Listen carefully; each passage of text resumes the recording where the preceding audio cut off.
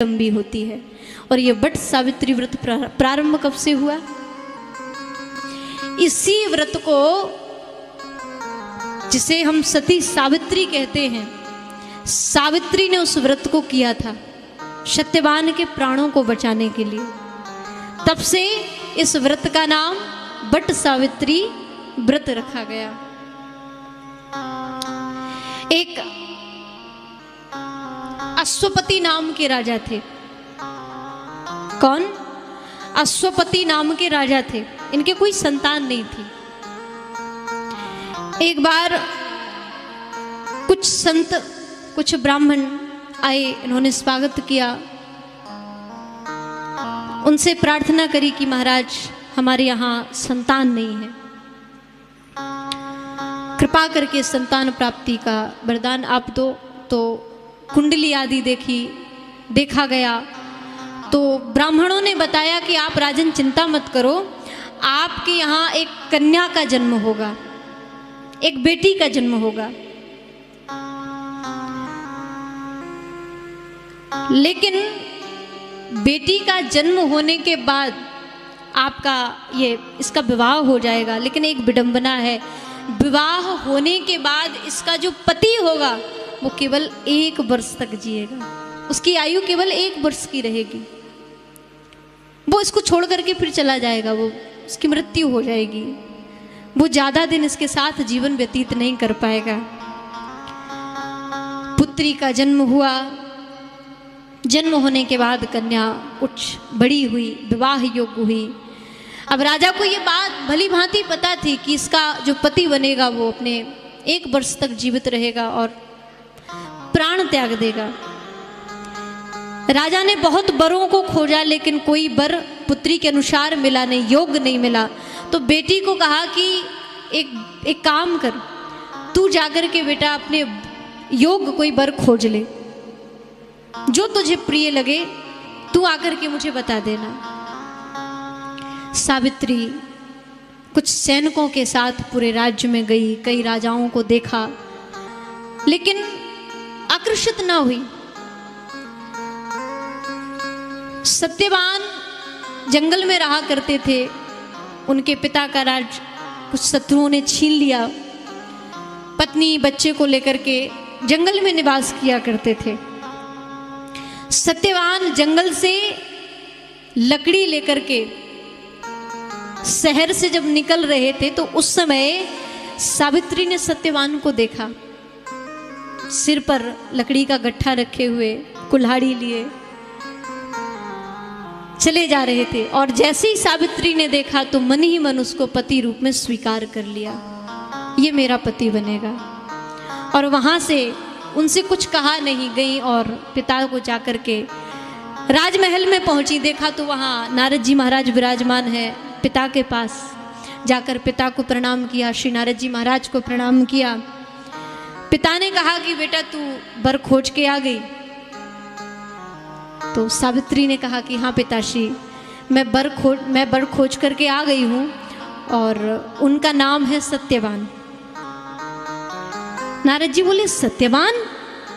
तो कहा कि हाँ, मैंने सत्यवान को पति रूप में चुना है। तो नारद जी महाराज बोले बेटा तूने बड़ा अनर्थ कर दिया, क्या कर दिया तूने ये? तो कहा कि क्यों महाराज? तो कहा कि जिस सत्यवान को तू चयन करके आई है उसकी आयु केवल 1 वर्ष की है, वो विवाह के बाद केवल 1 वर्ष जिएगा, उससे ज्यादा तेरे साथ रहेगा नहीं। राजा ने कहा कि बेटा तू एक काम कर, सत्यवान को छोड़ दे, तू किसी अन्य राजा को चयन कर ले और उसके साथ विवाह कर ले। तो सावित्री ने कहा नहीं पिताश्री, मैं भारतीय नारी हूँ और भारतीय नारी एक बार जिसको पति रूप में चयन कर लेती है फिर वचन से टलती नहीं है। मैं पतिव्रता बन करके सत्यवान के साथ ही विवाह करूंगी। चलो ठीक है महाराज। विवाह हुआ। विवाह होने के बाद सत्यवान के साथ विदा की गई। अच्छा, विदा की तो राजा चाहते तो बहुत कुछ दे सकते थे अपनी बेटी को, क्योंकि एक राजा थे, बहुत कुछ प्रदान कर सकते थे, लेकिन कुछ नहीं।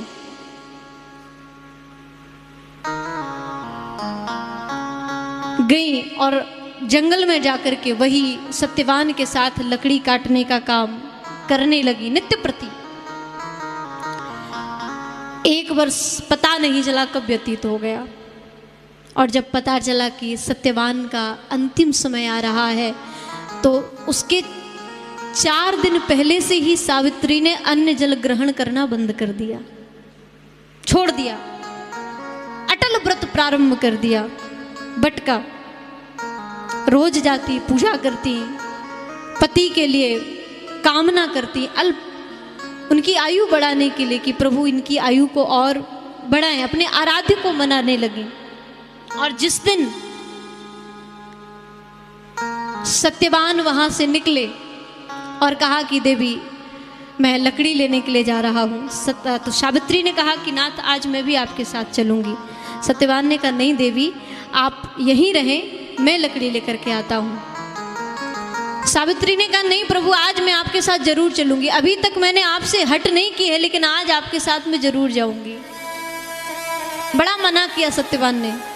तो भाई पति से भी कहीं ज्यादा बढ़कर सास ससुर होते हैं।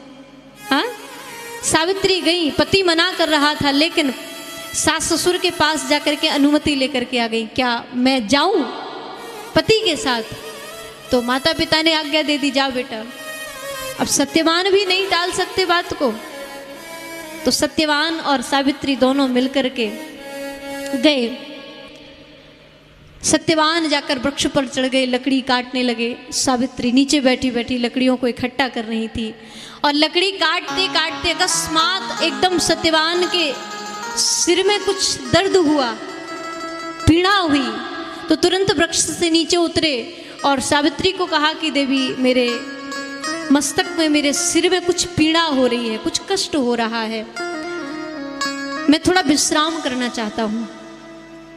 सावित्री समझ गई कि इनका अंतिम समय आ रहा है। महाराज गोद लगा करके बट के वृक्ष के नीचे बैठ गई और बैठ करके सत्यवान उनकी गोदी में सिर रख करके विश्राम करने लगते हैं। वहां से देखा सावित्री ने यमराज स्वयं, धर्मराज खुद हाथ में पांस लेकर के चले आ रहे हैं प्राणों को लेने के लिए। देख लिया सावित्री ने। और जैसे ही धर्मराज यमराज आकर के प्राणों को खींचने लगे सत्यवान के, तो सावित्री ने कहा महाराज रुकिए, पहले तो मैं आपसे प्रश्न करना चाहती हूँ। मैंने सुना है कि जब आप किसी के प्राण लेते हैं तो आप स्वयं नहीं जाते हो, आप तो दूतों को भेजते हो, आप क्यों आए हो? तो कहा कि देवी इस सत्यवान का जीवन बड़ा दिव्य है और आप जैसी पतिव्रता का एक सच्ची धर्मनी, एक सच्ची धर्म पत्नी के साथ है। ऐसे पुरुषों के लिए, ऐसे धर्म मार्ग पर चलने वाले पुरुषों के लिए मैं खुद जाता हूँ लेने के लिए, मैं दूतों को नहीं भेजता। जो बहुत पापी होता है उनको लेने के लिए दूतों को भेजता हूँ, लेकिन जो सत्यपरायण रहता है, जो सत्य पर सदैव जीवन जीता है, ऐसे जीव को लेने में खुद जाता हूँ।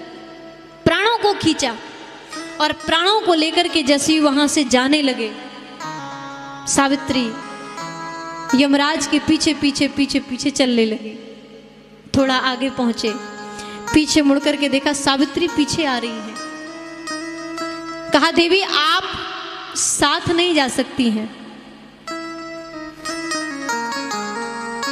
सशरीर कोई जा नहीं सकता, यदि आप जाओगी तो मरना पड़ेगा, मर के ही जा सकते हैं, आप सशरीर नहीं जा पाओगे। बोली महाराज मैं अपने पति के लिए कुछ भी कर सकती हूँ, मैं पति के पीछे पीछे ही जाऊंगी, यदि आप इनको जहां लेके जाएंगे वहीं मैं पीछे जाऊंगी। कहा देवी आप लौट जाओ। तो कहा एक वरदान मुझे आप दे दो। क्या चाहती हो बोलो? तो कहा कि मैं चाहती हूं कि इनके जो माता पिता हैं वो जन्मांध हैं, उनके नेत्र नहीं है, इसलिए मैं चाहती हूं उनको नेत्र वापस मिल जाए। एब मस्तु, ऐसे ही होगा। वरदान दिया यमराज ने और आगे चल दिए प्राणों को लेकर के। सावित्री फिर पीछे पीछे जाने लगी। धर्मराज ने पीछे मुड़ करके देखा अब आप क्यों आ रही हैं, लौट जाइए, जो आप चाहती मैंने आपको दे दिया। बोले नहीं, एक और वरदान चाहती हूँ। क्या? तो कहा कि मेरे सास ससुर का राज शत्रुओं ने छीन लिया है, तो मैं चाहती हूँ कृपा करके एक और वरदान दें कि उनका राज उनको वापस मिल जाए। मस्तु ऐसे ही होगा। नेत्र भी ले लिए, राज्य भी ले लिया, और जैसे ही प्राणों को लेकर फिर आगे बढ़ने लगे, सो फिर पीछे मुड़ करके देखा, सावित्री पीछे से चली आ रही थी। धर्मराज को थोड़ा क्रोध आया, अरे देवी क्यों आप नहीं मानती हैं, जाइए वापस लौट जाइए, इनका समय पूरा हो चुका है, अब ये यहां नहीं रहेंगे। तो सावित्री ने कहा एक और वरदान दे दीजिए। अब क्या चाहिए? तो कहा कि आप मुझे वरदान दीजिए कि मैं सत्यवान के 100 पुत्रों की मां बनूं। मस्तु ऐसे ही होगा। वरदान दे दिया। वरदान देने के बाद प्राणों को लेकर के फिर जाने लगे। सावित्री फिर पीछे पीछे गई। अब भाई थोड़ा क्रोध तो स्वाभाविक है, इतना मना करने के बाद भी पीछा नहीं छोड़ रही थी। तो यमराज ने क्रोध में आकर के कहा कि देवी आप जाती क्यों नहीं, मैं प्रार्थना करता हूं वापस लौट जाइए। तो सावित्री ने कहा कि प्रभु मैंने आपसे 3 वरदान मांगे हैं और 3 वरदान आपने मुझे दिए हैं। मैंने नेत्र मांगे, आपने नेत्र दिए। मैंने माता पिता का राज्य मांगा, आपने राज्य दिया। और तीसरे वरदान में मैंने मांगा कि मैं सत्यवान की 100 पुत्रों की मां बनूं, आपने वो भी मुझे दिया। लेकिन यदि सत्यवान ना रहेंगे तो फिर मेरा क्या अस्तित्व? भाई इनके प्राणों को आप वापस दीजिए, सत्यवान मेरे साथ रहेंगे, इनको भी तो पुत्र सुख होना चाहिए, इनको भी तो पुत्र सुख मिलना चाहिए। यमराज ने हाथ जोड़े, धन्य है देवी तू, आज मैं तुझसे हार गया, ये ले तेरे पति के प्राण। जाकर के पति को जीवित किया। कहने का तात्पर्य, स्त्री हमारे जो धर्म शास्त्रों में व्रत बताए हैं इनका महत्व झूठा नहीं है,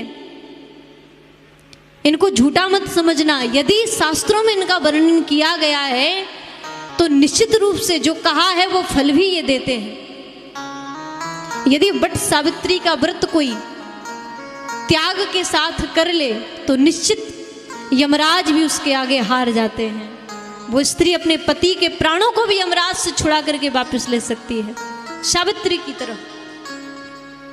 व्रत हो तो व्रत में त्याग होना चाहिए, चाहे वो करवा चौथ हो, चाहे वो वट सावित्री व्रत हो, चाहे वो कोई भी व्रत हो। पति के आयु के लिए यदि आप व्रत करती हो ना तो एकदम पवित्रता के साथ व्रत करना। व्रत के दिन ना तो कभी झूठ बोलो, ना ही कभी कोई पाप कर्म करो, ना ही कभी किसी का उच्छिष्ट भोजन करो और ना ही किसी को उच्छिष्ट भोजन दो। कोई गलत कार्य आपसे व्रत के दिन हो ना जाए, नियम पूर्वक आप उस व्रत का पालन करेंगे तब आपको उस व्रत का लाभ मिलेगा। मैयाएं बहुत व्रत करती हैं लेकिन फल ही नहीं मिलता। चकाचक महाराज खूब 3 बार फलाहार करती हैं और फिर कहती हैं व्रत का फल ही नहीं मिलता है, हम क्या करें बताओ। इतना व्रत करते, इतना उपवास करते हैं, सुबह खाएंगी, फिर दोपहर में खाएंगी, फिर वही शाम को खाएंगी। इससे अच्छा है कि भोजन ही कर लो, क्या जरूरत है व्रत करने की। अरे 6 दिन खाते हो, कम से कम 1 दिन तो भूखे रह करके देखो, 1 दिन तो व्रत करो, 1 दिन तो त्याग होना ही चाहिए।